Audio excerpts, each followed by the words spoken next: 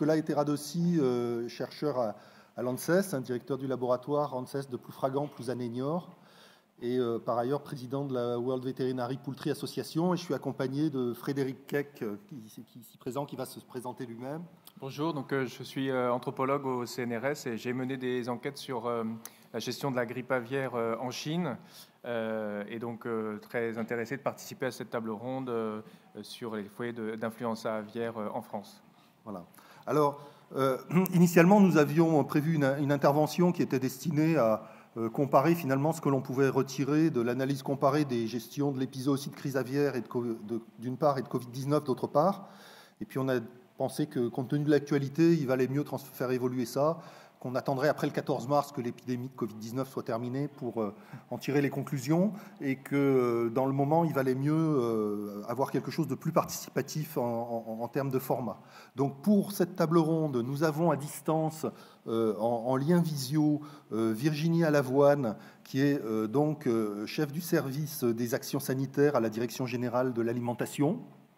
Et dans l'ordre de alors votre gauche à votre droite, nous avons donc assis sur la scène donc Axel Squazek, vétérinaire épidémiologiste à l'ANSES, Jean-Luc Guérin, École nationale vétérinaire de Toulouse, UMR, IAHP avec INRAE. Nous avons ensuite Marie Laborde, donc représentant le CIFOG, l'interprofession des palmipèdes à foie gras. Nous avons Jean-Louis Vic, président du comité interprofessionnel de la pintade, et donc membre de Envol, interprofession volaille de chair, et par ailleurs qui nous fera partager son expérience de son organisme de production Maïs Adour, au sein de laquelle coexistent les productions Gallus et foie gras. Nous avons Béatrice Graland, virologiste responsable du laboratoire national de référence pour l'influenza aviaire, et nous avons François Landais, vétérinaire spécialisé en production de palmipèdes, donc au sein du cabinet du groupement vétérinaire Anibio. Donc, sans plus attendre, je vais passer la parole, si on peut établir la connexion visio, à Virginie Alavoine, donc de la Direction générale de l'alimentation, pour qu'elle introduise cette table ronde et qu'elle nous pose un petit peu le cadre attendu de cette réflexion collective. Quand on a envisagé cette table ronde, c'était pour s'inscrire dans une dynamique de sortie de crise. Il se trouve que, entre-temps, la situation entre le sud-ouest et la région Pays de Loire a évolué, mais néanmoins, il faudra bien qu'on s'inscrive dans cette dynamique collective de réflexion. Donc, je passe la parole à Virginie Alavoine pour cette introduction, et il va y avoir différents temps de séquence dans la discussion, et on va dire que d'ici 40 à 45 minutes, l'objectif est ensuite d'avoir un échange avec la salle. On ne prendra pas les questions au fur et à mesure des temps de séquence, on les regroupera tout à la fin. Voilà, merci à vous. Écoutez, bonjour à tous, je suis ravie, même si c'est un peu de façon dématérialisée. Ça fait assez bizarre là, de se voir sur un écran au milieu de la salle. En tout cas, je suis ravie d'avoir pu quand même participer à cette table ronde. Comme Nicolas le disait, on aimerait bien avoir pu discuter aujourd'hui avec un état d'esprit de sortie de crise, mais malheureusement, ce n'est pas le cas. Et on espère bien arriver quand même à un jour pouvoir se positionner dans cet état d'esprit. Donc, je vais juste vous faire un petit rappel en introduction de la situation sanitaire en faisant un petit comparatif entre la crise 2020-2021 et celle de 2021-2022 qu'on est encore en train de suivre. Donc pour mémoire, 2020-2021, un virus principalement de type H5N8. Au niveau européen, 29 pays qui ont été concernés, et avec une épizootie dont les premiers frémissements sont apparus en juillet 2020 en Russie, et qui a vraiment commencé à prendre de l'ampleur au niveau européen en octobre 2020. On a dénombré, toujours au niveau européen, entre août 2020 et juillet 2021, 2659 très précisément cas dans la faune sauvage et 1300 foyers, là j'ai un peu arrondi, 1300 foyers en élevage. Et à noter, vous essaierez de vous rappeler de ces chiffres pour le cas, la saison 2021-2022, en Italie, 3 cas en élevage et en Allemagne, 235 cas en élevage. À noter aussi, quelque chose qui est, je pense, important d'avoir en tête, c'est que dans la faune sauvage, et ça c'est quelque chose qu'on observe de façon assez récurrente au fur et à mesure malheureusement des différentes épizooties et crises qu'on connaît, dans la faune sauvage, un premier pic qui arrive en novembre, à peu près mi-novembre, et un deuxième pic mi-mars. Et en élevage, un décalage de quelques semaines avec un pic en hiver et également un second pic au printemps, un pic hivernal qui est supérieur au pic de contamination constaté au printemps. Et en général, en tout cas jusqu'à présent, quand même un stop assez net constaté au mois d'avril, fin avril. En France, en 2020-2021, on a dénombré 492 foyers en élevage, 22 cas dans la faune sauvage.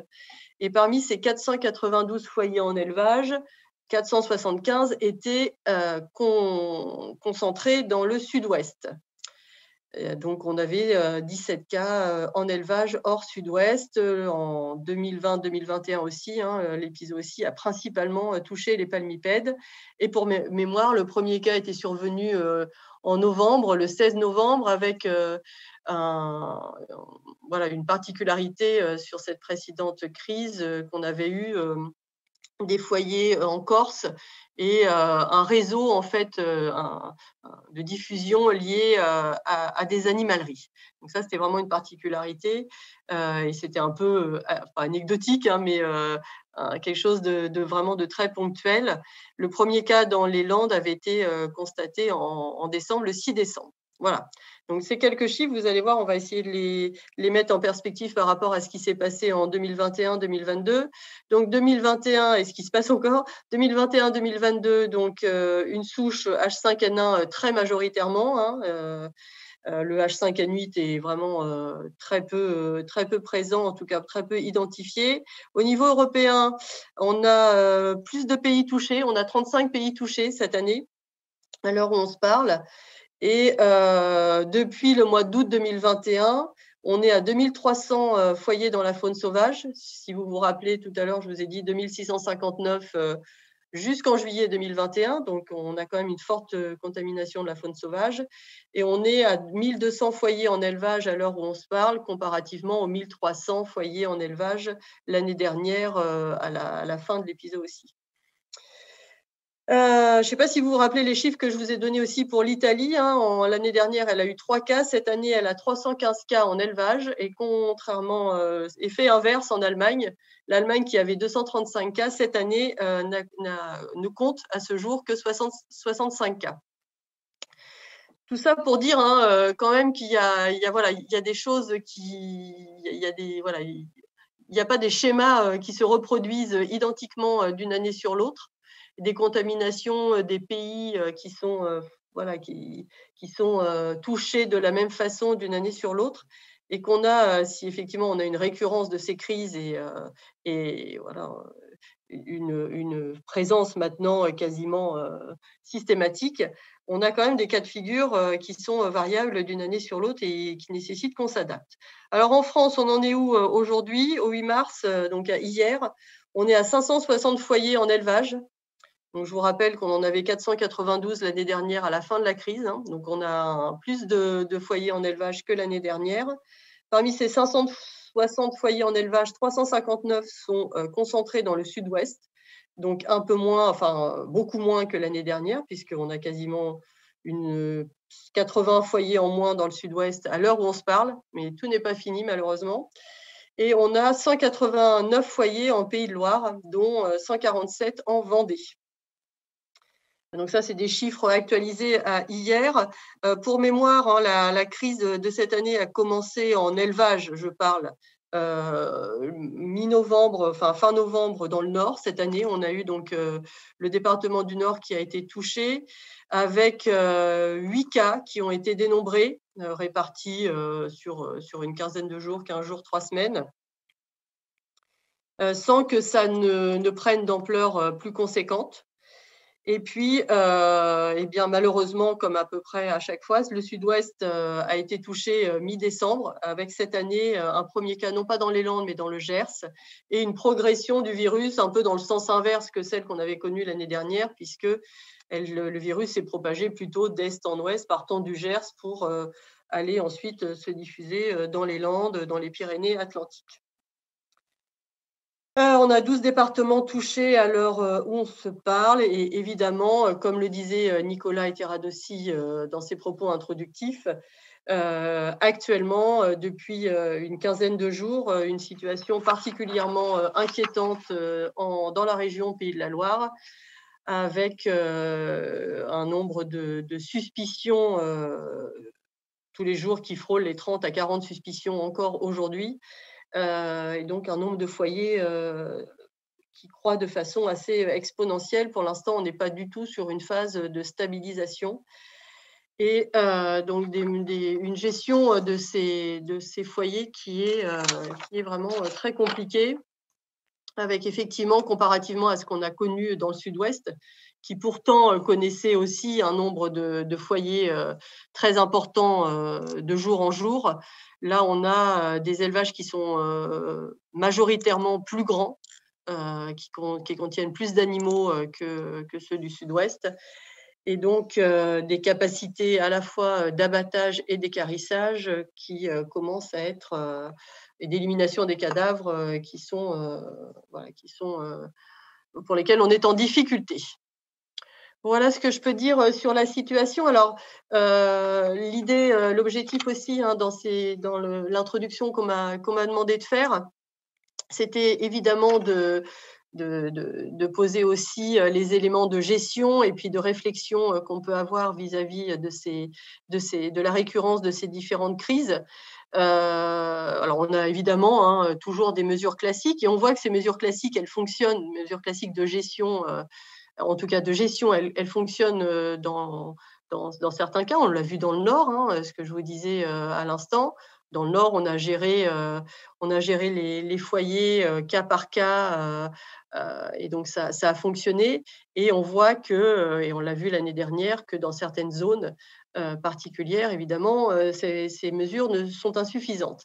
Donc, comme vous le savez tous, une feuille de route a été élaborée, co-construite entre les différentes parties prenantes, on va dire, l'année dernière.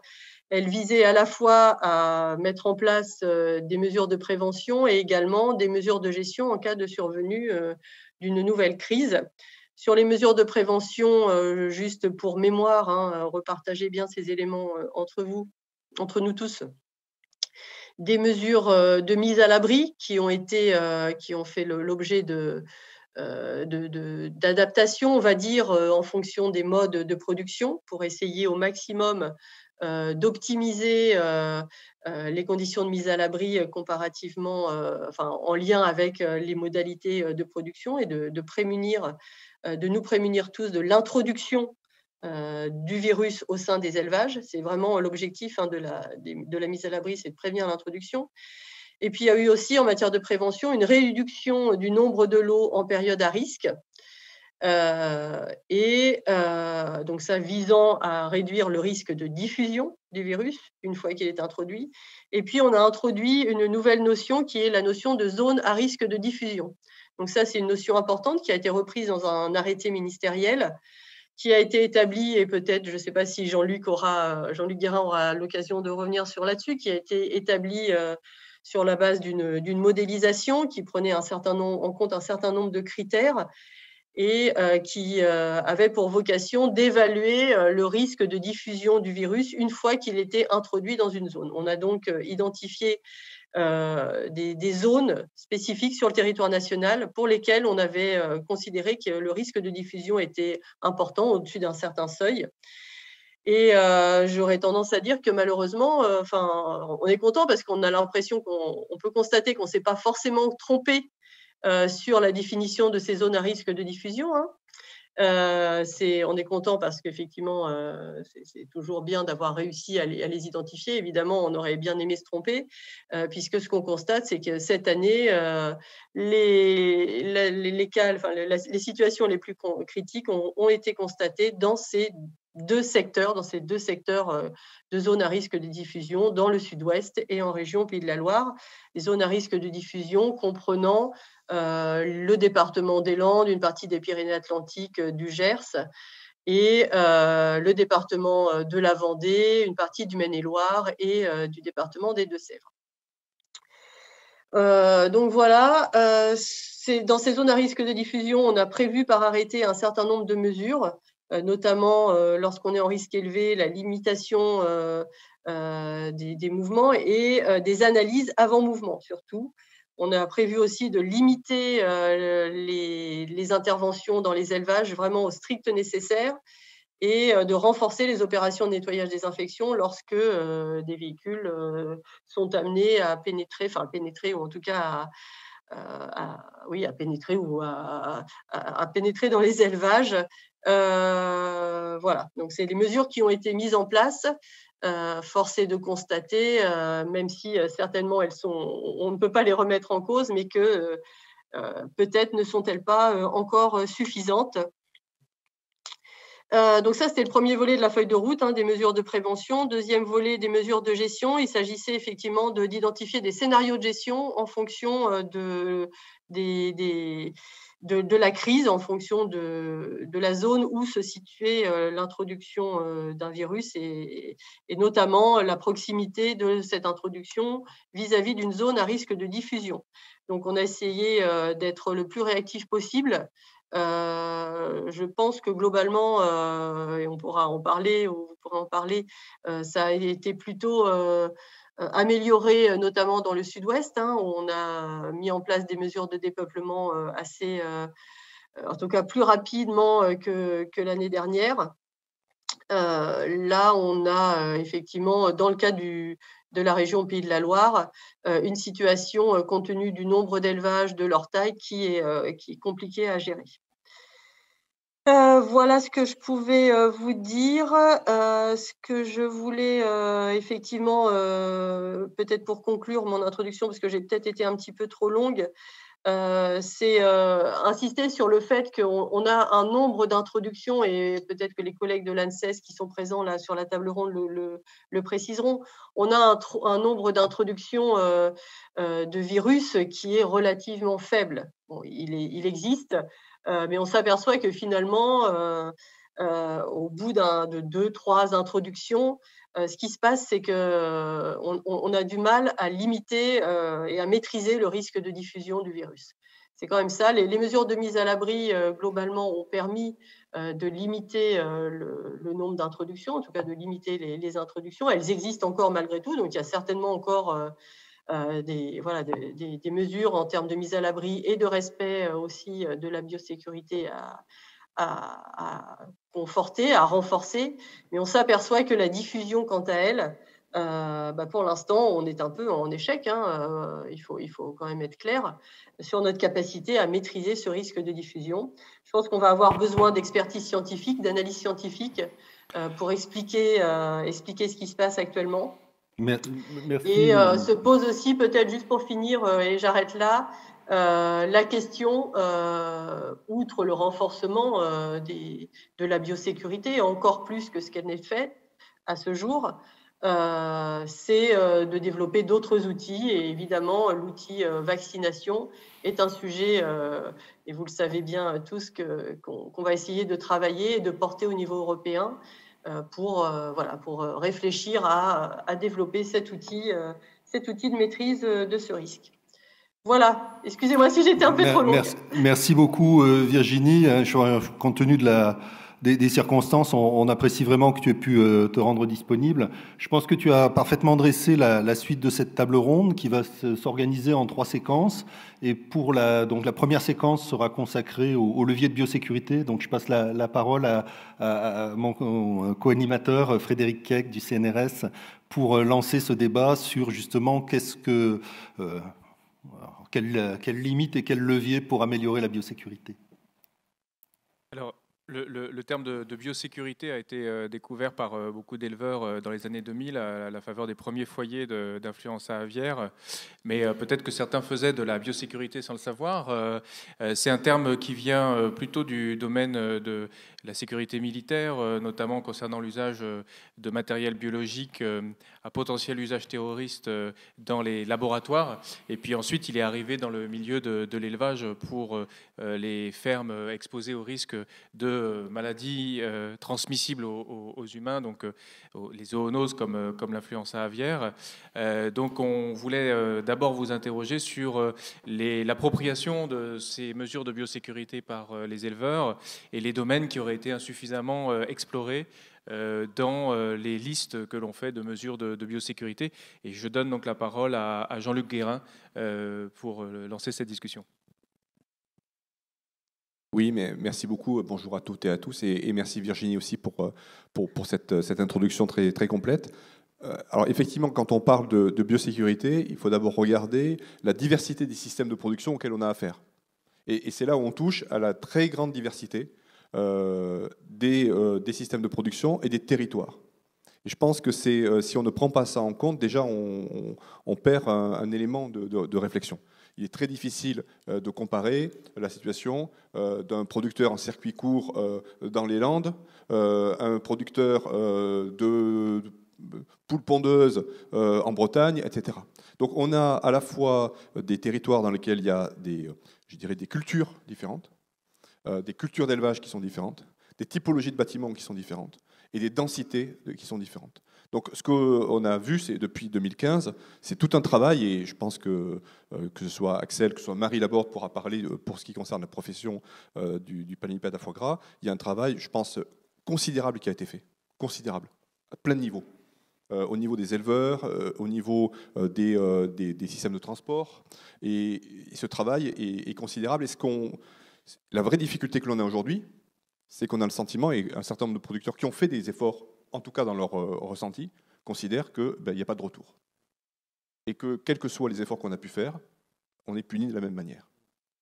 Et donc là, il y a une forme à la fois d'injustice, de résignation, qui est très compliquée, et qui, du point de vue de l'accompagnement scientifique, est très compliquée, parce que nous, on se trouve effectivement quelque part en difficulté pour expliquer pourquoi certains dispositifs fonctionnent, pourquoi certains dispositifs ne fonctionnent pas.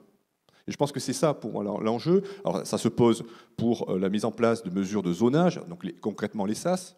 Donc après, avec une autre difficulté, c'est que c'est très facile d'acheter un SAS, de s'équiper. C'est moins facile de s'approprier la bonne manière de franchir le SAS. Et ça, je pense qu'on pourra en rediscuter. Il y a plein de gens qui auront des retours d'expérience là-dessus. Ça, c'est un élément qui me paraît très important de prendre ça en compte. Oui, pour rebondir à ce que disait Jean-Luc, on a vu une amélioration très importante de la biosécurité sur le terrain. On a vu aussi des gros efforts qui ont été consentis par les éleveurs, en particulier pour la mise à l'abri des lots dans des zones où la majorité des élevages étaient des élevages plein air. Et malgré ça, on voit que ça n'a pas suffi. Il faut aussi regarder qu'il y a eu plusieurs introductions, que ce soit dans le sud-ouest ou dans le grand ouest. Elles n'ont pas toutes abouti à des phénomènes massifs de diffusion. Donc il y a quand même eu, on ne le voit pas parce qu'au bout d'un certain nombre d'introductions et quand ça rentre dans certaines zones, on voit que ça ne suffit pas pour contenir l'épisode aussi, mais il faut regarder aussi les fois où ça a fonctionné. Ce qu'on voit, c'est ce que disait aussi Jean-Luc, c'est qu'il y a eu une application, une augmentation de la biosécurité, mais il y a pour certaines choses un problème d'appropriation des concepts par les éleveurs. Et ça peut demander du temps et des formations où on replace l'éleveur plus dans sa capacité à analyser le risque et à comprendre pourquoi il fait les choses, pour qu'il puisse bien les appliquer, par rapport à une approche plus réglementaire avec une liste de choses à mettre en place, mais vraiment une compréhension, une analyse de risque qui est adaptée à chaque site, à chaque territoire. Et l'autre problématique, c'est que la biosécurité, c'est pas que l'éleveur, c'est vraiment tous les acteurs de la filière. En fait, il y a des choses qui sont pas du tout dans la dépendance seule de l'éleveur. Et il y a des problématiques liées à tous les intervenants d'élevage, à la gestion des flux aussi, en entrée et en sortie d'élevage, qui ne sont pas simplement à la main, enfin, voilà, du ressort des éleveurs et qui doivent mobiliser tout le monde. Donc voilà, et on voit aussi, il nous semble qu'on a atteint certaines limites avec certaines souches d'influenza. Ils ne représentent pas toutes le même risque. On n'a pas, voilà, et que ce qu'on voit, il semble quand même qu'on ait affaire à un risque biologique qui devient vraiment très très important, et les limites de la biosécurité qui sont appliquées à niveau élevage. Ce qu'on constate, alors au moins dans le sud-ouest, hein, c'est qu'il y a eu une amélioration considérable, hein, des mesures de biosécurité qui sont en vigueur dans les élevages de volailles. On est aussi très conscient du chemin qui reste à parcourir, et notamment en raison, hein, du caractère extrêmement diffusible, hein, du virus, singulièrement du virus H5N1 de cet hiver. On est très conscient, hein, de ces limites-là. Les problématiques effectivement qu'on a, c'est pour les éleveurs de changer de logiciel. La période de risque faible, hein, l'été, où là, ils peuvent produire, je veux dire, comme dans le monde d'avant. Ils produisent leur volaille en plein air, comme ils aiment le faire, comme ils apprécient de le faire, comme ils savent le faire, et de changer complètement de logiciel dès lors qu'on passe en risque modéré, et encore plus au risque élevé. Et ça, ce changement, cette biosécurité, on va dire, à géométrie variable, est quand même quelque chose de très compliqué à appréhender. Et il faudrait, en fait, en permanence, avoir un niveau de biosécurité qui soit très élevé pour être cohérent et avoir une meilleure persistance. L'autre chose qu'on voit aussi, c'est que effectivement, les éleveurs ont parfois tendance à confondre la fin et les moyens. Donc, ils partent du principe qu'ils ont investi dans un bâtiment neuf, que le SAS est opérationnel, que les animaux sont à l'abri dedans, et que voilà, ça suffit. Si ça suffisait, ça se saurait. Malheureusement, hein, voilà, c'est clairement pas le cas. Un autre point aussi, c'est que cette nouvelle donne, la mise à l'abri, la bande unique, on pose des nouveaux problèmes de biosécurité. Voilà, c'est un peu le revers de la médaille. La mise à l'abri, du coup, ça veut dire un entretien de la litière, que ce soit en paillage, en curage des bâtiments en cours de bande, des problématiques qui se sont fait jour et qui sont parfois compliquées à appréhender et à gérer en matière de risque. Et également la bande unique qui a fait que la taille des lots a augmenté. Et donc, on a des interventions multiples en termes de main-d'œuvre, notamment pour l'attrapage, mais aussi pour la vaccination, qui sont des problématiques nouvelles auxquelles on doit faire face à l'heure actuelle.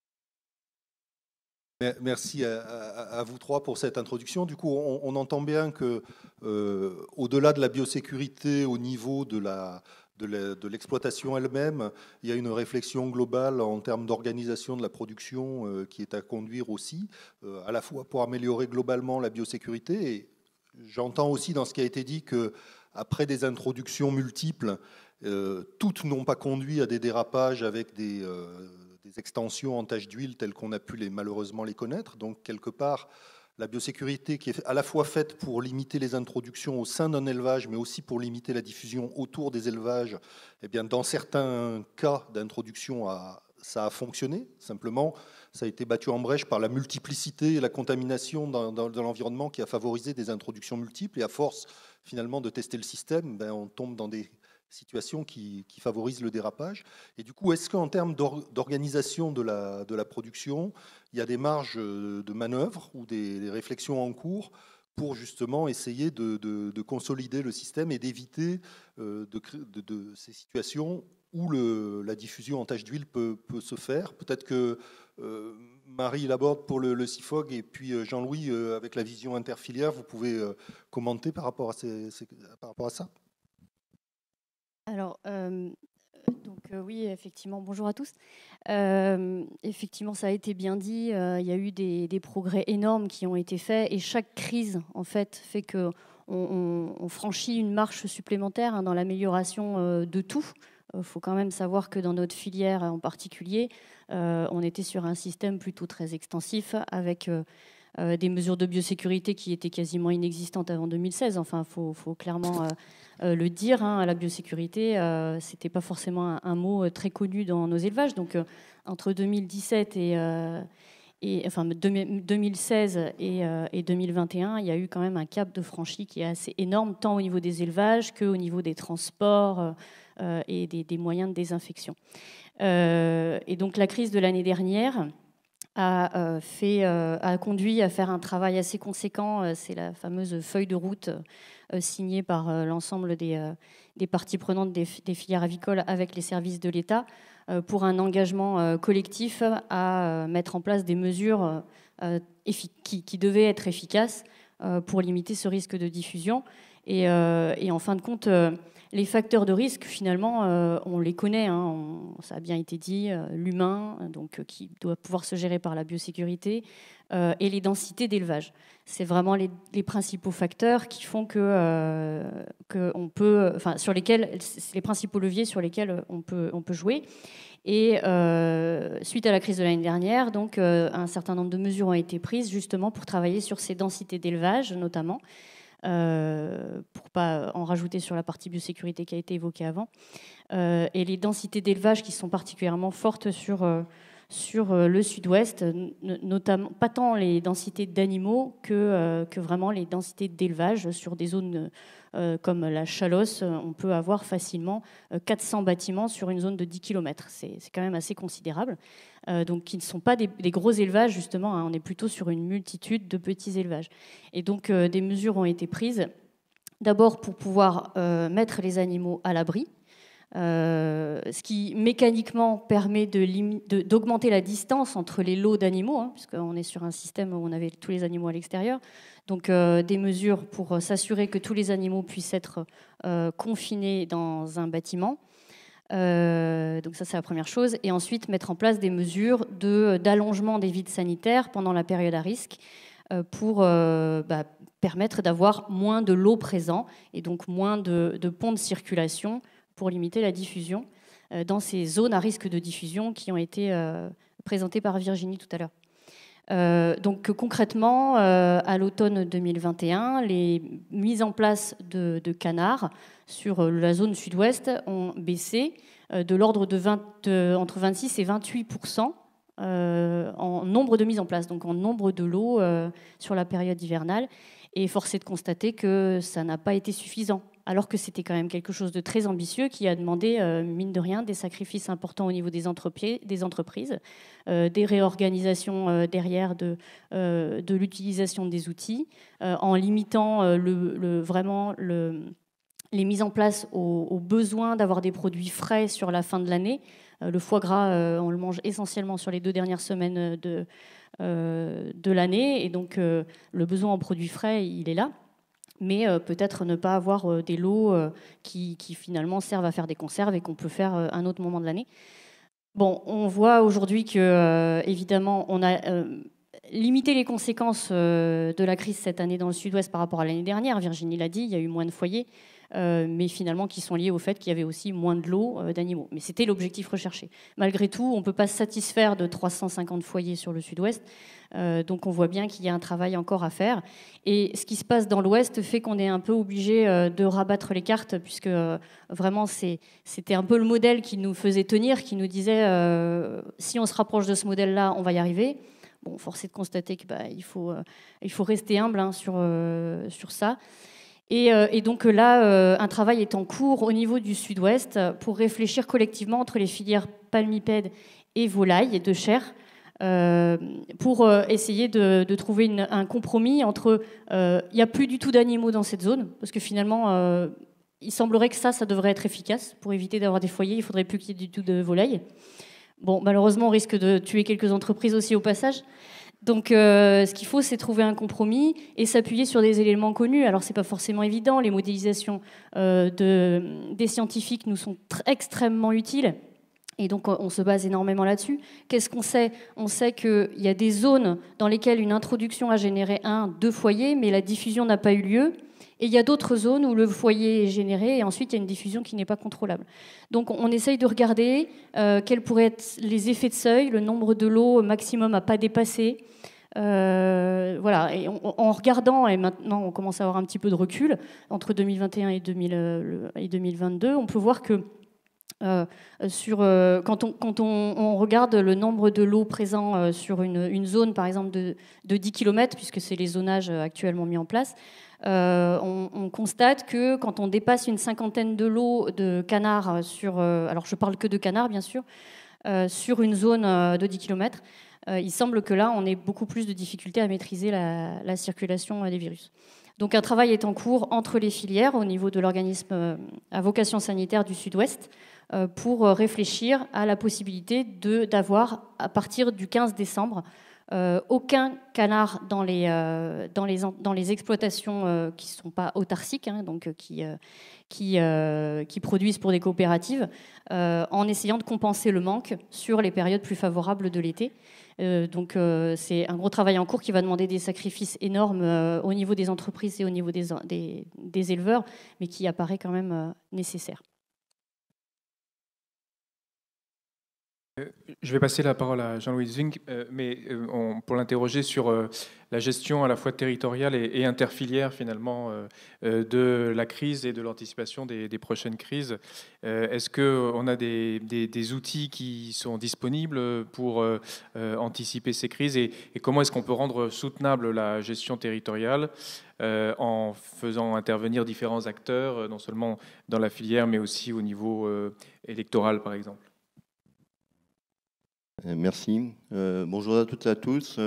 J'ai au niveau de mes fonctions au niveau du CIP font que je suis le représentant d'Envol et donc je dois également au niveau de l'entreprise travailler avec une activité palmipède, une activité volaille. Donc je suis au milieu des activités et j'ai la charge, c'est pas un plaisir, c'est une charge de gérer de piloter la cellule de crise du groupe au quotidien en période de crise.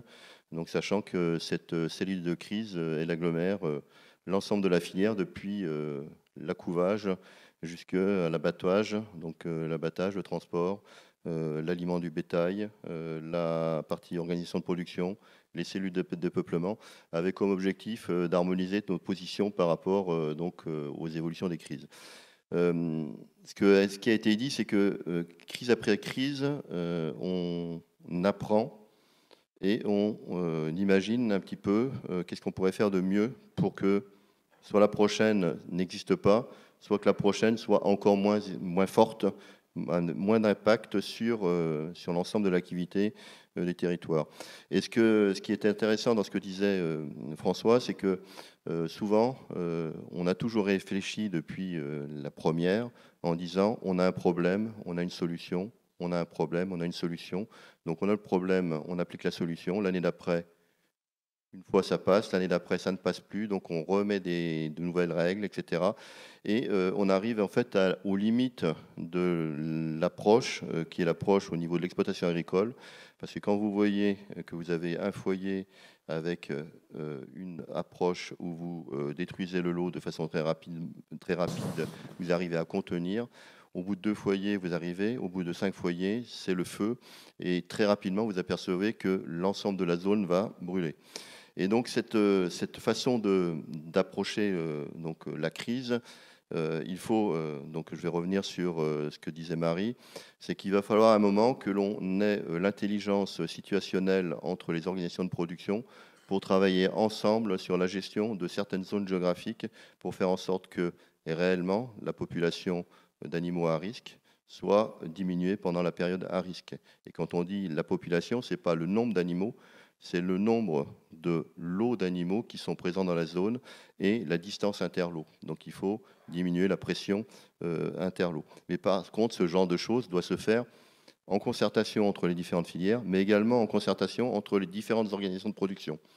Aujourd'hui, ce qu'on s'aperçoit, c'est que chaque fois qu'on a géré les crises, les OP ont réussi à travailler ensemble, les abattoirs ont réussi à travailler ensemble pour abattre les animaux les uns pour les autres ou pour gaver les animaux, engraisser les animaux les uns pour les autres dans une zone géographique qui était contrainte.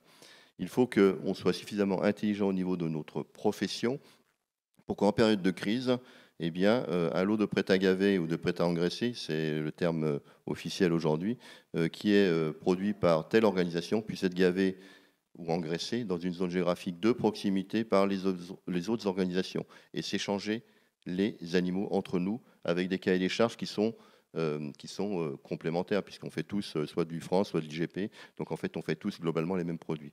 Donc il faut arriver à avoir cette approche. Et au niveau de notre réflexion, au niveau du groupe Meizadour, c'est ce qu'on est en train de pousser au niveau de l'ensemble de la profession pour qu'on travaille de façon intelligente, pour que globalement, dans des zones géographiques, on a une pression de population entre, on va dire, le 15 décembre, c'est-à-dire que Noël serait quasiment passé, jusqu'au 15 février ou 15 janvier, sur lequel on aura des pressions de volailles qui sera très faible.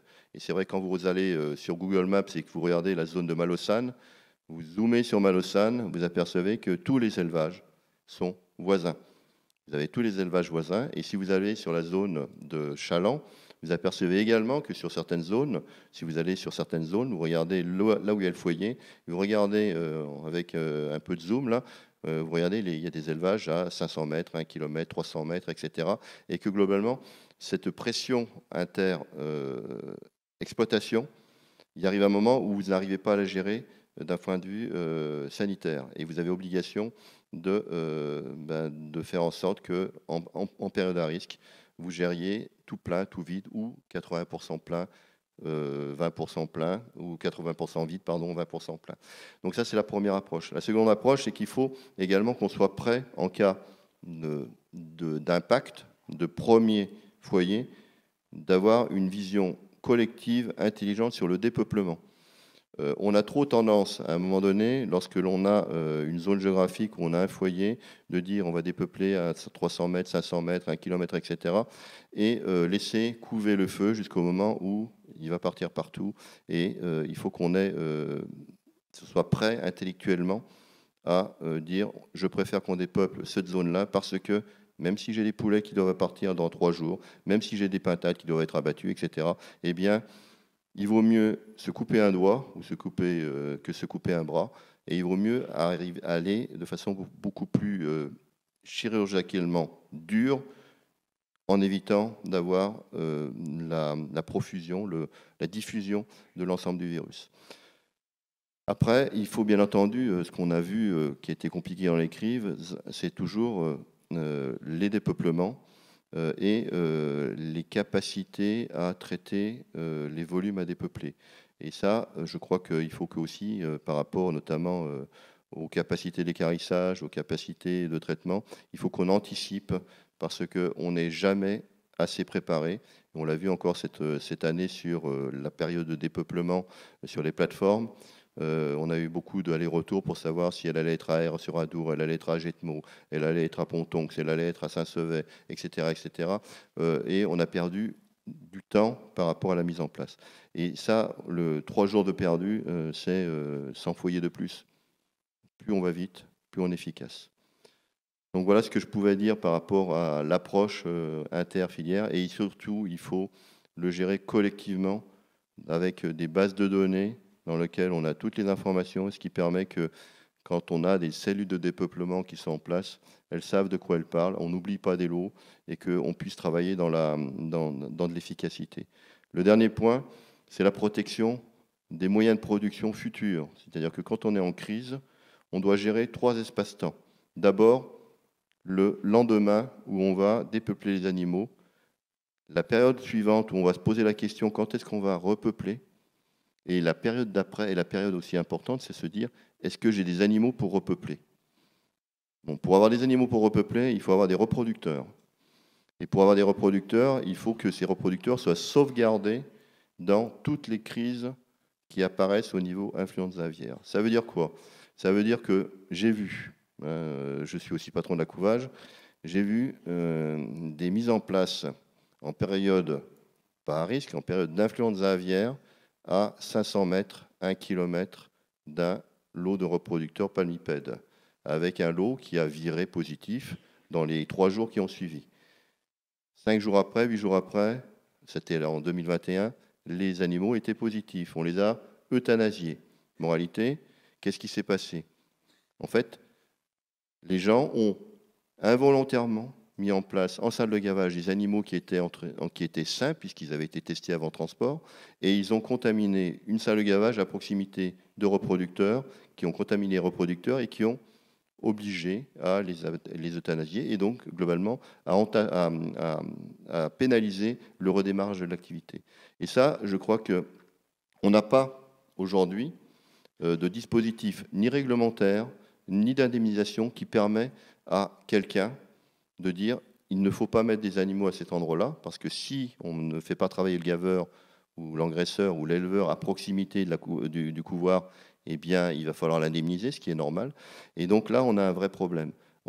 J'ai le dernier point, c'est comment est-ce qu'on peut protéger de façon plus rapide ces zones-là par la mise en place de zones de surveillance, bien qu'il n'y ait pas, en théorie, de règlement qui l'oblige de le faire. On a eu le cas cette année où, en fait, les discussions où tout le monde a poussé pour que la zone de Carcarès, Sainte-Croix, donc c'est à côté de Pontonx dans les Landes, soit mise en ZS, en zone de sécurité, en zone de surveillance, ce qui a permis de dépeupler cette zone-là pour protéger 50 000 reproducteurs qui étaient dans les sites de reproducteurs qui étaient à Carcarès-Sainte-Croix.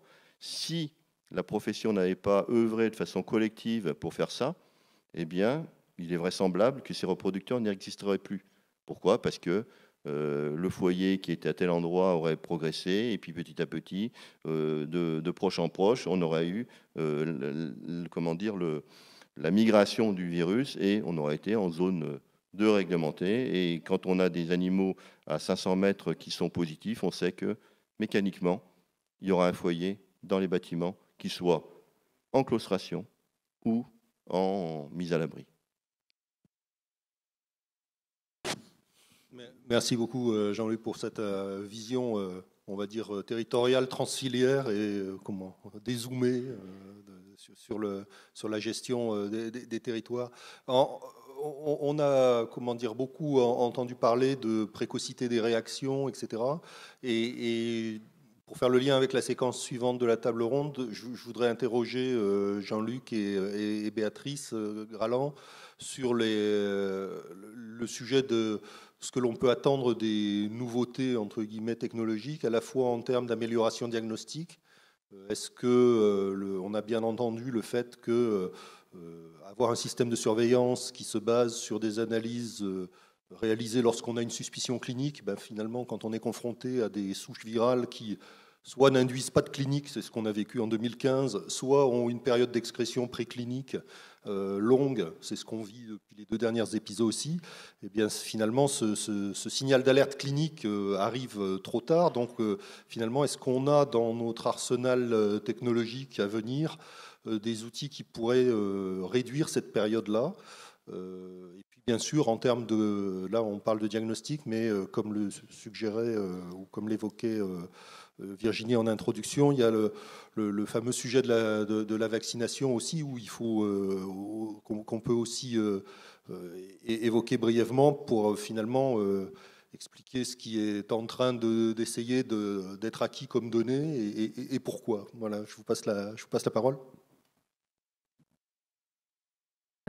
Oui, alors en termes de diagnostic et de méthode, entre les différentes crises, les méthodes ont évolué, hein, puisqu'on est passé sur la première grosse crise, même si en effet en 2015-2016, on avait des virus qui ne provoquaient pas les mêmes symptômes et sur les mêmes pas de temps.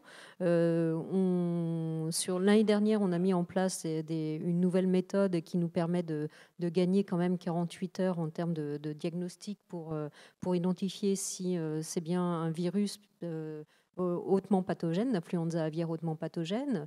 Il y a en cours de développement différentes méthodes, hein, puisque dans différents projets. Donc on peut envisager aussi des tests rapides à la ferme, hein, qui sont en cours de développement, qui sont...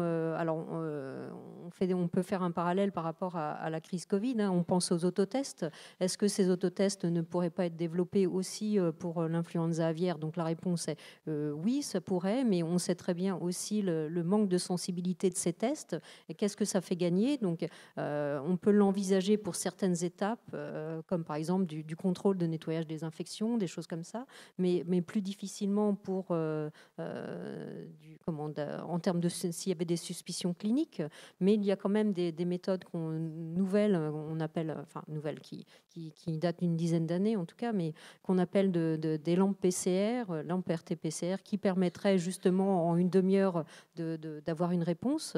Donc c'est en cours de développement. Nous, on participe à un projet européen sur ce type-là, ou qui pourrait être avec des puces en une demi-heure faire un diagnostic qui serait de sensibilité. On essaye d'approcher les sensibilités des méthodes actuelles. Là, pour l'instant, on est on va dire, ce qu'on a testé à 80% de sensibilité. On essaye de progresser encore, mais il y a de la... comment dire, des marges de progrès, et je pense que d'ici quelques années, enfin 1 à 2 ans, on aura ce type de produit de disponible commercialement. Il y a d'autres outils dont on parle beaucoup, c'est le séquençage haut débit, le séquençage pour avoir les données sur le génome complet, donc qui est en laboratoire, mais aussi il y a d'autres types qui commencent à se développer et qui sont en cours d'essai par différentes équipes. Jean-Luc pourra en parler également, qu'on appelle le MinION. C'est du séquençage qui est transportable assez facilement et qui permet d'avoir des données rapidement aussi sur le type de virus qui est présent, et potentiellement de voir est-ce qu'il y a un lien avec les autres virus sur les autres élevages, sur ces méthodes de séquençage directement sur le terrain, on connaît les limites aussi, c'est-à-dire qu'il faut avoir beaucoup de virus, on aura des séquences partielles, donc ça veut dire qu'il y aura une phase forcément pour avoir des séquences complètes en laboratoire, à compléter avec ces données partielles. Donc voilà en termes de méthodes de diagnostic. Si Jean-Luc veut compléter avant qu'on aborde le sujet vaccination proprement parlé. Oui, mais je vais juste compléter en quelques mots. Moi, je suis on est tout à fait d'accord. Et puis, il y a effectivement différentes approches qui sont testées dans différents labos. Nous, on a un axe effectivement sur le MinION, et il y a différentes solutions qui seront d'ailleurs présentées demain à la session de pathologie, donc je vous invite à aller voir, puisque ces techniques-là seront évoquées. Et puis, je dirais qu'au-delà de la techno, on a aussi des questions à se poser sur la biologie du virus. On se rend compte, par exemple, qu'en fonction des espèces, on n'a pas la même dynamique d'infection, et que donc on a les palmipèdes au sens large ont une phase d'expression silencieuse qui est relativement longue, d'une semaine voire plus, et dans certaines situations, ce qui pose d'ailleurs ce qui est le vrai challenge dans cette production, puisque ça veut dire que quand on fait la suspicion clinique, aussi rapidement qu'on puisse agir, on a une semaine de retard, et d'où l'intérêt d'avoir des approches de prélèvement avec des matrices qui sont des matrices individuelles, qui sont éventuellement des matrices environnementales. On parle de collecte d'aérosols, poussière, etc., qui peuvent aussi apporter un complément. Alors après, il y a toute la question de la dimension normative, puisqu'en fait, on est quand même sur des analyses qui doivent avoir un caractère officiel. Donc c'est tout le sujet qui doit aussi être pris en compte. Mais on peut aussi imaginer un système dans lequel on est en première intention, un criblage qui éventuellement fasse appel ensuite à une vérification officielle. En tout cas, il y a de la place pour la recherche là-dedans qui doit, à mon avis, à la fois associer de la recherche sur les éléments de biologie virale, d'épidémiologie et sur la techno. Et donc après, en fonction des différents types de matrices, on peut utiliser différents types de techno, effectivement, que ce soit des améliorations de PCR, que ce soit la lampe, évidemment. Il y a des approches de type digital sur les matrices environnementales qui sont très appropriées par rapport à ça. Il y a du séquençage en direct, et puis derrière, du backup avec des analyses de référence qui sont faites dans les endroits qui vont bien. Voilà. Donc, je dirais que aujourd'hui, on a beaucoup d'éléments qui sont dans la table ou dans les différents labos qui vont sans doute permettre d'améliorer, je l'espère, en croisant les approches des épidémiologistes, modélisateurs, les biologistes et la recherche en techno, pour offrir des meilleures approches de surveillance. Et juste pour compléter, alors on peut essayer d'accélérer encore et d'améliorer le laps de temps entre, on va dire, le prélèvement et le résultat final en laboratoire. Mais à un moment, on voit bien aussi que ces virus, comme tu l'indiquais, réassortent beaucoup, en tout cas particulièrement cette année, avec le sous-type qui circule. L'année dernière, on avait un génotype, cette année, on en a 8.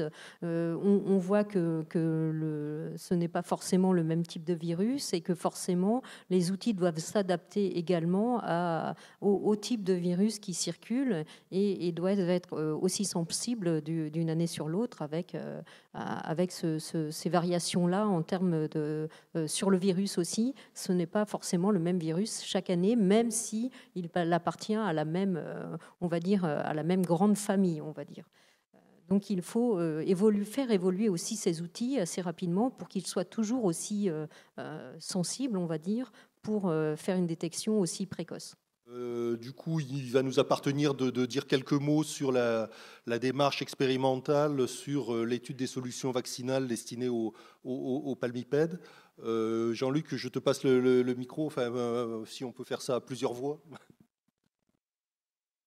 Oui, Nicolas, on va faire ça effectivement à plusieurs voix, juste pour bien expliciter où on en est.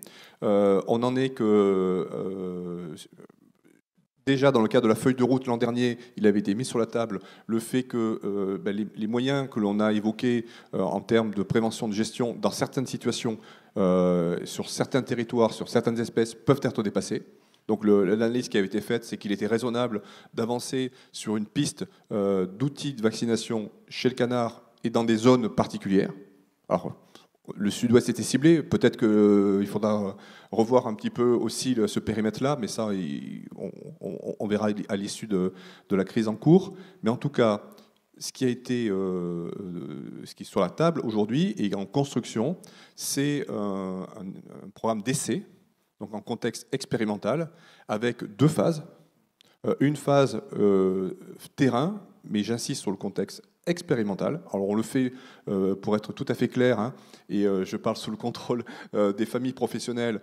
Il n'est pas question de laisser le doute sur le statut de cette démarche. C'est une démarche qui se fait de manière tout à fait cadrée, qui va être de toute façon encadrée par l'ANSES et puis par mon unité, par l'école vétérinaire de Toulouse et INRAE. Un certain nombre d'élevages vont être inclus dans une phase d'essai avec deux candidats vaccins. Oui, un petit nombre va être inclus pour tester 2 solutions vaccinales. Et ces animaux vont être suivis en toute leur vie d'élevage, vont faire l'objet de prélèvements pour suivre la réponse sérologique, suivre le statut virologique, s'assurer qu'il n'y a pas d'infection intercurrente. Et puis, pour chacune des solutions, il y a un lot qui fera l'objet de tests particuliers en animalerie protégée dans les installations de l'ANSES pour justement vérifier leur protection vis-à-vis d'une épreuve virulente avec les virus qui nous concernent de 3, 4, 4P. Et donc l'objectif de ces essais, c'est de vérifier la faisabilité dans les conditions pratiques avec les personnes qui seraient amenées à mettre en œuvre cette vaccination, des équipes de vaccination, je dirais, en situation réelle.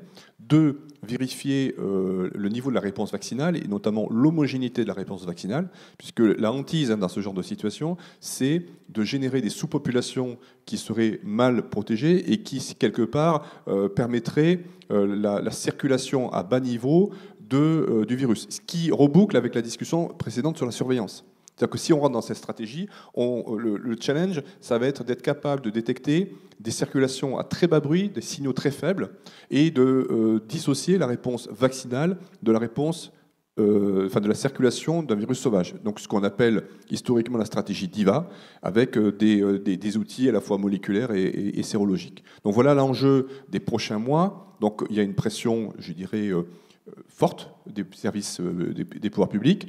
Donc on va mener ça à partir du printemps et ça va courir sur l'année pour générer des données qui permettront en tout cas de vérifier au moins la faisabilité et l'efficacité de ces éléments-là, sachant qu'il y a à la fois des éléments de réponse biologique, mais derrière il y a de la modélisation qui va être travaillé. Je pense que Béatrice tu vas pouvoir compléter sur ces éléments-là.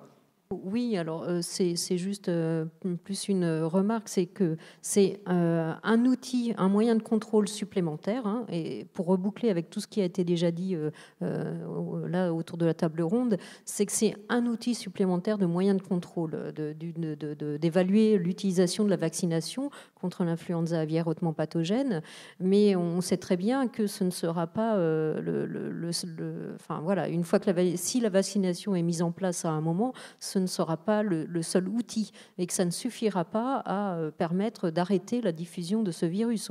On le voit bien. Enfin voilà, vous faites le parallèle avec le Covid. C'est pas parce que si tout le monde est vacciné que ça empêche l'infection et ça empêche aussi la diffusion. Donc tout ça va être évalué pour éviter, regarder, et ce que dit Jean-Luc, modéliser pour regarder, voir la transmission directe et indirecte sur des animaux qui sont vaccinés et infectés avec ces virus hautement pathogènes. Donc il y a cette expertise dont on a besoin pour savoir au niveau ensuite si c'est à l'échelle des élevages, est-ce que ça permettra de beaucoup diminuer cette transmission.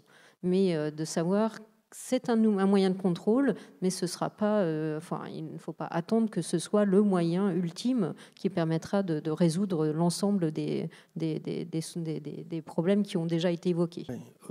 Pour compléter et conclure sur le sujet de la vaccination, et avant de passer la parole à Frédéric Keck, qui nous donnera son regard extérieur à l'aviculture de nos efforts, je dirais que les travaux qui sont entrepris actuellement, ils visent à produire des données pour informer ensuite un choix.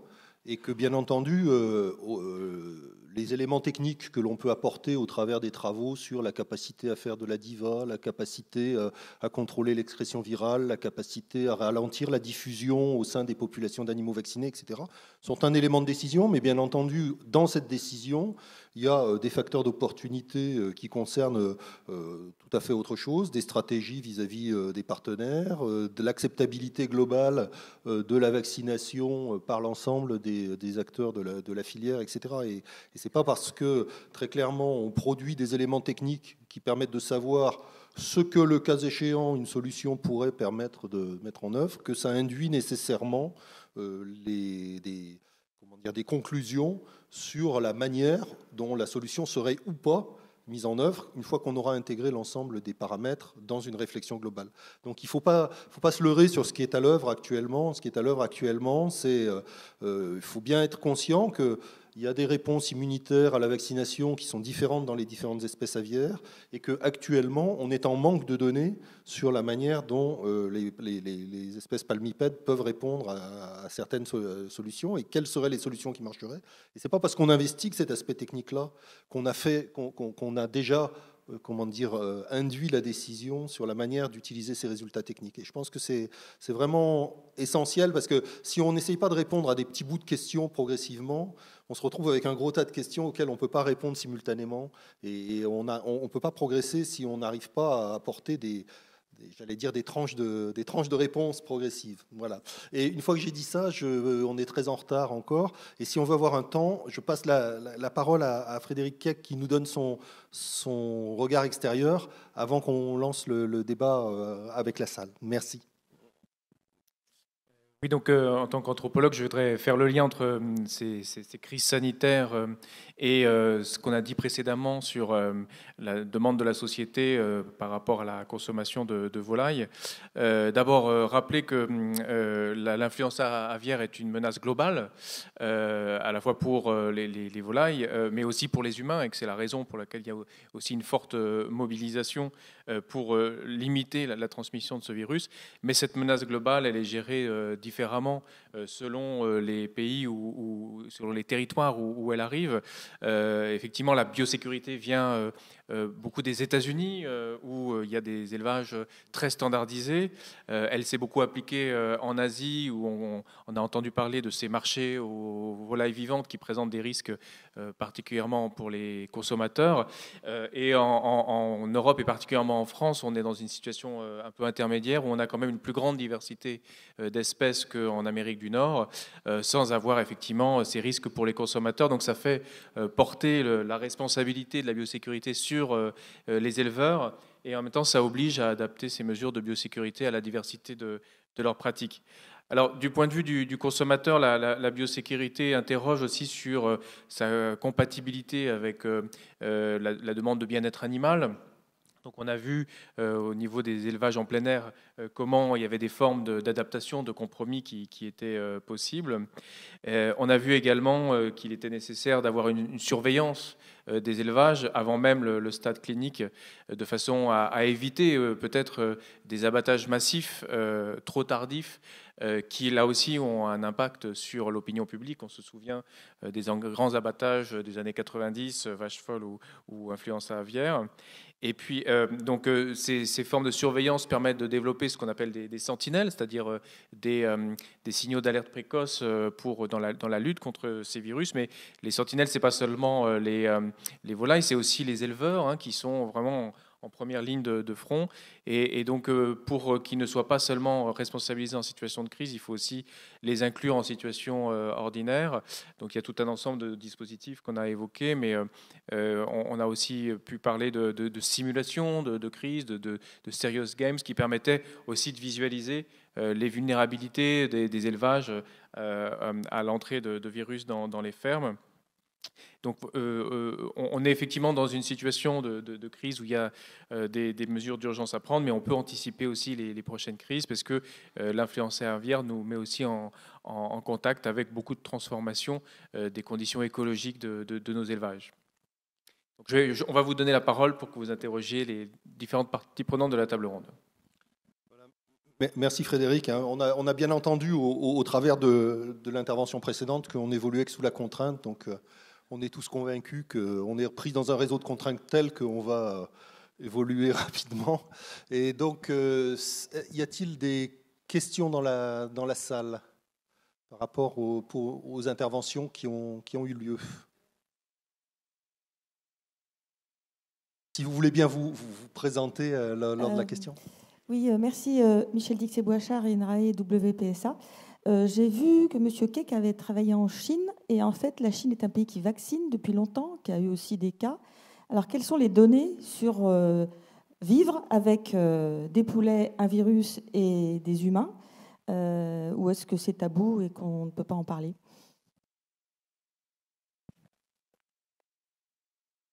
Qui souhaite répondre? Je pense qu'il n'y a pas de tabou. Il faut savoir vivre avec quelle volaille et quelle volaille vaccinée aussi avec quel type de vaccin et avec quel type de vaccin validé de quelle manière avant mise en utilisation. Mais Axel, tu te lances?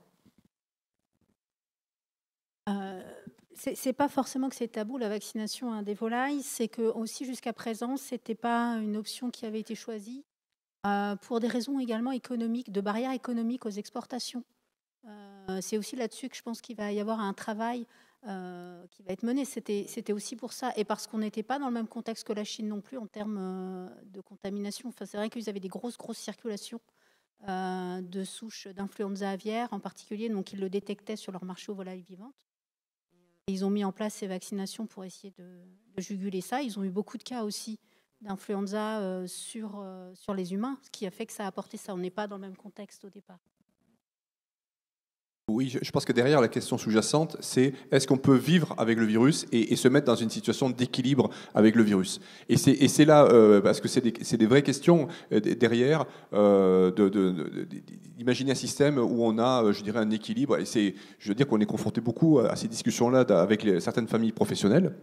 Je dirais que pour moi, il y a la ligne rouge, c'est qu'on peut mettre en œuvre une stratégie avec ou sans vaccination, mais ce que je n'imagine pas, c'est qu'on laisse prospérer le virus à bas bruit et qu'on vive avec, parce qu'on sait très bien que ces virus-là, ils mutent, ils réassortent, et dans 10 ans, si on fait ça, on a un zoonotique qui va nous ressortir, ce qui est le cas en Chine. Et c'est ce qui est effectivement ce qui s'est passé dans l'histoire. Je pense qu'on paye aujourd'hui, avec le 2.3.4.4b, une non-gestion pendant des années et des années, quelque part, ou en tout cas, ça illustre le fait qu'il me semble que ce virus-là ne se prête pas à des approches, je dirais, d'équilibre. Alors, on parle de réponse immunitaire, de souches résistantes, etc.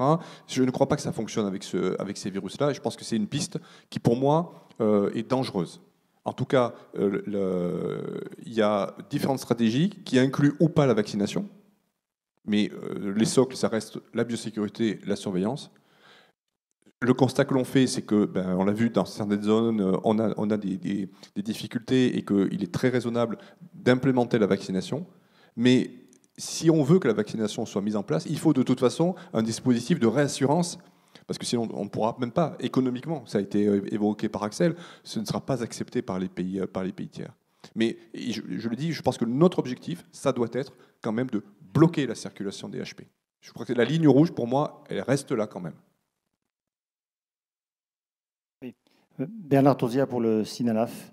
Alors, compte tenu de ce qu'on vit dans les deux bassins de production, on a vu un virus très agressif et différent en fonction des espèces. Est-ce qu'on peut dire que les virus sont agressifs différemment en fonction des espèces? Est-ce qu'on peut le dire, ça, ou non? Ah oui, il y a une adaptation. Chaque souche a, on peut passer la parole à Béatrice, mais a une adaptation différente aux espèces. Alors, oui, en tout cas, par contre, ce qui est au niveau des élevages actuellement, c'est le même virus. Hein. Alors, on a parlé de génogroupe, c'est-à-dire que les virus influenza ont deux manières d'évoluer. Hein. Soit ils mutent, c'est-à-dire qu'on a des petits changements au niveau du génome. C'est la situation qu'on avait eue en 2015-2016 qui a abouti à l'émergence de virus hautement pathogènes. Et autrement, on a aussi les virus c'est un virus qui a un génome qui est coupé en 8 segments et qui peut arriver, si on a des co-infections, à mélanger les segments et à faire de nouveaux virus. Et là, par exemple, cette année, contrairement aux années précédentes en France, on a 8 génogroupes, donc 8 virus différents. Et même dans ces 8 génogroupes différents, ils évoluent, ils mutent, et avec plus ils se transmettent, et plus il y a de diffusion, plus il y a de mutation. Les virus, en se multipliant, mutent. Donc on arrive à aussi augmenter le nombre de mutations qui, à un moment, pourraient résulter à avoir des virus qui sont transmissibles aux mammifères et à l'homme. Donc, on s'aperçoit aussi qu'il y a certains virus qui deviennent aussi dans ce... C'est le même sous-type H5N1 et on s'aperçoit même cette année qu'il y en a certains qui, en acquérant un segment d'un autre virus influenza aviaire, devient spécifique d'une espèce d'oiseau comme des limicoles. Et ça, on l'observe par exemple ce qu'on a eu en cas en avifaune sauvage dans les Côtes d'Armor. Donc on soupçonne que c'est un virus qui a réassorti avec un autre virus hautement pathogène et qui devient un peu plus spécifique à un hôte au limicole. Donc c'est à expertiser et à poursuivre. Mais oui, il peut y avoir une spécialisation du virus à son hôte, mais autrement, on a pour un même virus, il peut aussi infecter aussi bien des canards que des dindes et des poulets. Et c'est ce qu'on constate actuellement. Il y a eu ça en Italie et on a ça actuellement en Vendée. Et c'est le même virus. Donc en pratique, d'une année sur l'autre, le virus, de par son évolution, est capable d'acquérir des propriétés différentes et on peut être en présence une année d'un virus qui va infecter plus préférentiellement telle espèce, le cas échéant de façon inapparente, l'année d'après infecter de multiples espèces en provoquant des signes cliniques, et tout ça ne nous apprend pas nécessairement grand-chose sur la manière dont le virus se présentera la saison prochaine. Voilà. C'est un petit peu ça la morale de...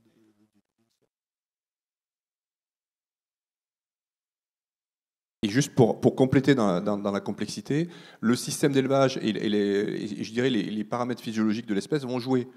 Actuellement, on a des niveaux de mortalité qui sont effroyables en dinde. Vous avez un dindon en finition qui fait 15 à 20 kg. Je peux vous dire qu'il ne faut pas beaucoup de virus pour passer de l'autre côté. Donc vous avez des mortalités tout de suite très fortes qui ne signe pas forcément, je dirais, un phénotype différent du virus, mais simplement le fait qu'il y a une sensibilité liée à l'espèce et au niveau de production et aux contraintes, je dirais, cardio-respiratoires, physiologiques des espèces, qui jouent aussi, si vous voulez, dans la présentation et dans les modalités, de mortalité, ce qui se perçoit actuellement. Pour avoir vu des situations très, très récemment, je peux vous dire que c'est effectivement des présentations cliniques qui sont souvent plus spectaculaires, mais qui sont liées aussi à des éléments de densité en kilomètres carrés qui ne sont pas les mêmes, et plus des variations interspécifiques qui sont liées aussi à des facteurs de risque physiologiques. Bonjour. Je suis là. Là. Il y avait une question juste. On va attendre. À un moment donné, il faudra donner la parole à la personne qui tient le micro en bas aussi. Donc, d'abord, en bas après, vous m'excusez. Je ne sais pas qui tenait le micro premier. Bon, c'est Mokran Melal. Je suis veto en Bretagne, Sud-Bretagne. J'ai deux petites questions pour relier un petit peu le travail fait par nos confrères sur le terrain en ce moment. La première, en fait, concernant le système d'équarrissage, parce que on se pose la question sur le degré d'implication de l'évacuation des cadavres sur la propagation du virus une fois introduit en fait dans une zone. Donc, est-ce que le système d'équarrissage en France n'était-il pas obsolète dans la façon dont c'est fait, parce qu'ils n'arrivent pas à absorber en plus les volumes. Quand on voit les volumes en Pays de Loire, ça représente en quelques jours ce qui a été évacué dans le sud-ouest en 3 ans. La deuxième question, en fait, sur les capacités de gestion d'une crise sur le terrain avec le maillage vétérinaire qu'on a aujourd'hui en France, qui est insuffisant pour répondre en fait à une telle crise, surtout si par malheur ça propage en Bretagne. Voilà. Merci.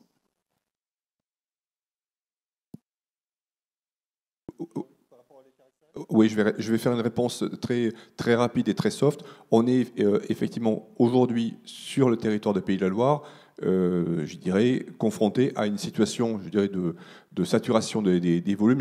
On ne va pas rentrer dans les discussions techniques là, mais je dirais que ça pose une question plutôt, pour moi, d'ordre systémique, de préparation globale d'aménagement du territoire et de préparation globale à une crise.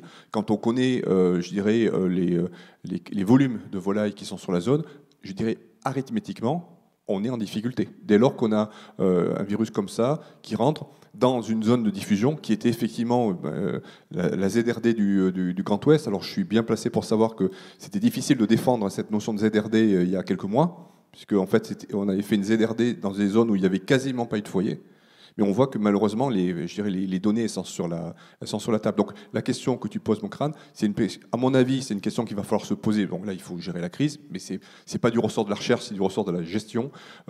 Et il va falloir se poser des questions beaucoup plus globales de système, de capacité à gérer des crises dans un territoire comme celui-là.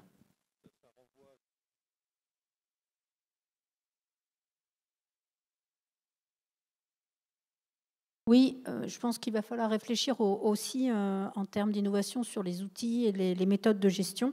Je pense que là-dessus, il va y avoir aussi un gros travail de réflexion sur les outils de contrôle et de gestion des épidémies dans les différents territoires, d'avoir des différents modes aussi pour pallier également au problème de maillage vétérinaire. Mouna Abed, la Bocéa Ploufragan. Vous avez parlé de nouvelles méthodes de diagnostic. Vous avez cité le séquençage NGS et notamment la technologie Minayen. On sait que le séquençage Minayen donne un taux d'erreur plus important que du séquençage Sanger ou du séquençage Illumina. Donc je voudrais savoir, est-ce que ça a été validé? Quel est le taux d'erreur avec ce type de séquençage? Et puis après, si vous me dites que ça a été validé, ma question, est-ce que ce type de méthode va être transféré au laboratoire agréé, ou est-ce que les laboratoires agréés vont... voilà. Est-ce qu'il y a un besoin que les laboratoires agréés fassent du séquençage? Merci. Je vais faire la première réponse et je donnerai la parole à Nicolas ou à Béatrice. Alors, techniquement, je ne vais pas spoiler, il y a une communication là-dessus demain. Donc, Guillaume vous fera la ratsaille, vous lui poserez la question. Non, très franchement, je pense qu'il y a des progrès considérables qui ont été faits et que dès lors qu'on a une certaine profondeur, on arrive à des niveaux de fidélité qui deviennent tout à fait intéressants et qui, en tout cas, sur nos jeux de données, permettent de retomber exactement sur les mêmes les arbres de transmission que ce qui serait généré en Sanger ou en Illumina ou en Ion Torrent. Donc, vous avez parfaitement raison au plan technique et théorique, mais ça bouge. Et dès lors qu'on a un minimum de profondeur, donc on a suffisamment de lecture, dans les faits, on arrive à, en tout cas, sur nos jeux de données, moi je ne vois pas de souci, et on retombe exactement sur les mêmes. Ensuite, il y a une autre question qui est la question normative de validation, et ça, je vais laisser la parole au LNR Oui, enfin, moi je ne représente pas le LNR, mais je pense que ce qu'on peut dire sur ces différentes techniques de séquençage, c'est qu'elles procèdent de technologies différentes, avec effectivement des données de sortie différentes et des taux d'erreur différents. Bon. Après, la question qu'elle pose, c'est simplement de ce que l'on veut faire des résultats. Et autant pouvoir rapidement, par séquençage, dire quel est si le virus correspond à un virus hautement pathogène, etc., etc. C'est précieux. Autant obtenir un génome complet, avec un niveau de sécurité suffisant qui nécessite ce que le paramètre technique qu'évoquait Jean-Luc, une profondeur suffisante, etc., ça peut relever d'autres choses. Bon, je pense que de toute façon, il y a un progrès technologique qui est ce qu'il est. Je veux dire, si on avait discuté si on avait été il y a 20 ans, on aurait discuté de quand même, est-ce que vous croyez que la PCR est suffisamment validée pour aller faire du diagnostic en élevage? Bon, là, on est actuellement sur une démocratisation des méthodes de séquençage qui est que dans les années qui viennent, il faudra bien se poser la question de savoir comment on les intègre, comment ces méthodes à la ferme, entre guillemets, sont intégrées dans des process. Et ça passera nécessairement par des étapes de validation, comme toutes les méthodes voilà. Mais actuellement, on n'en est pas là. Actuellement, on est dans une phase de comprendre ce que ces méthodes peuvent apporter. C'est ça que les communications auxquelles Jean-Luc fait référence peuvent documenter. Et donc, on est juste dans l'accompagnement du progrès technologique et ça fait juste partie de ce qui doit être fait, quelque part. Voilà. Oui, c'est exactement ça. C'est-à-dire que comme toute nouvelle technologie, au tout début, c'est des nouvelles technologies. Il n'y a que quelques équipes au début qui les utilisent. Après, les coûts diminuent, ça se démocratise et on commence à... C'est la même chose pour les temps réels. Après, avant, c'était les PCR. Donc, et là, on arrive à différentes techniques de séquençage au débit. Donc elles sont d'abord expertisées. Est-ce qu'on arrive à avoir des résultats qui sont cohérents et interprétables et à quel niveau de confiance on peut avoir dans ces résultats-là? Donc c'est la phase actuelle. Ensuite, quand on aura passé cette étape-là, on se dira est-ce que du coup, à quoi on veut répondre comme question? Dans quel but, comment on le met en place, et en effet, il y aura des normes, ce sera intégré pour l'évolution du diagnostic, notamment officiel, pourquoi pas. Donc là, actuellement, on sait très bien qu'il y a des travaux aussi en termes normatifs pour prendre en compte l'évolution de ces techniques. Donc il y aura un certain nombre de normes au niveau français, mais au niveau européen aussi, qui vont sortir, prenant en compte ces nouvelles techniques. Donc là, on est dans la phase de, bien sûr que oui, on est en train d'avancer sur les résultats. Mais c'est pas demain demain tout de suite, c'est dans un pas de temps de peut-être de 5 ans où on pourra les intégrer dans le schéma de diagnostic officiel. Pas demain. Mais par contre, en effet, ces différentes techniques ont des avantages, inconvénients. Et pour l'instant, si on veut avoir un génome complet, ce qui est le cas pour essayer de savoir quel est le lien vraiment entre tous les élevages et les virus, c'est pas seulement sur une partie du génome. Il faut faire cette analyse sur le génome complet pour être exhaustif. Voilà, je ne doute pas que dans la session demain de pathologie, vous aurez des exemples parlant de ces travaux. Je pense qu'on est arrivé au bout, et si on ne veut pas prendre plus de retard et vous laisser une pause repas raisonnable, il faut qu'on conclue à ce moment-là. Je vous remercie à tous pour votre participation. Je remercie tous les intervenants et à distance. Voilà. Donc Frédéric pour la co-animation et à distance la DGL pour sa participation. Merci à vous, bon appétit.